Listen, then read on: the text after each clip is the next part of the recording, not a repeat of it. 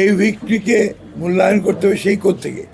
BNP হচ্ছে বাংলাদেশের সবচেয়ে জনপ্রিয় রাজনৈতিক দল।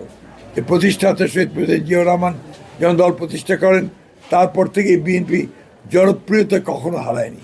কারণটা হচ্ছে যে বিএনপি সবসময় জনগণের সঙ্গে থেকেছে এবং জনগণের রাজনীতি করেছে। সেটাই হচ্ছে বিএনপির সবচেয়ে বড় শক্তি। ভালো মানের রডের থেকেও 12% অধিক শক্তিশালী। আকিজ ইস্পাত, কমিটেড টু কোয়ালিটি। একটা কথা মনে রাখতে হবে আমাদেরকে, যে বিএনপি কোনো ক্যাডার বেস পলিটিক্যাল পার্টি না, BNP is a mass base political party. সুতরাং এটা যা চরিত্র থাকে মাসের পলিটিক্যাল, এই চরিত্র নিয়ে বিএনপি জনগণের কল্যাণের জন্য ইতিপূর্বে কাজ করেছে, সরকারে ছিল।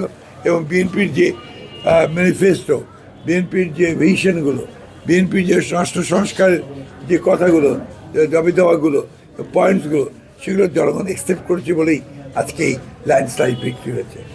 আপনার আরেকটা প্রশ্ন ছিল যে জামাতে ইসলামের এই উত্থান, এটাকে আমরা কীভাবে দেখি। এটা আমি বহু আগেই বলেছি যে দীর্ঘ 15 বছর ফ্যাসিস্ট শাসনের ফলে এটা হচ্ছে একটা বিজ্ঞান, এটা আপনাকে পলিটিক্যাল সায়েন্সের একটা অংশ। যখনই গণতন্ত্র চাপা থাকে, তাকে যখন বাঁধ আটকে দেওয়া হয়, তাকে কণ্ঠরুদ্ধ করা হয়, তখন অন্য উগ্রবাদী শক্তিগুলো মাথা তেরা দিয়ে উঠতে থাকে। এবং সেটাই এই দেশে ঘটেছে, যেখানে আজকে যেটুকু উত্থান হয়েছে জামাত ইসলামের, that is because of Awami League, তাদের যে দমন পীড়নমূলক যে শাসন এবং বিরোধী দলকে ফাংশন করতে না দেওয়া, তাদেরকে ইলেকশন করতে না দেওয়া, যার ফলে আজকে এটা হয়েছে।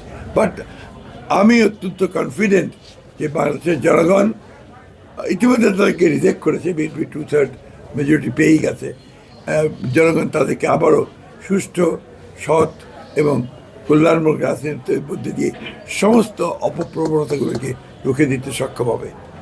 আমরা সবসময় আমাদের যে কমিটমেন্ট, সেই কমিটমেন্টে আমরা সবসময় অটল থাকি।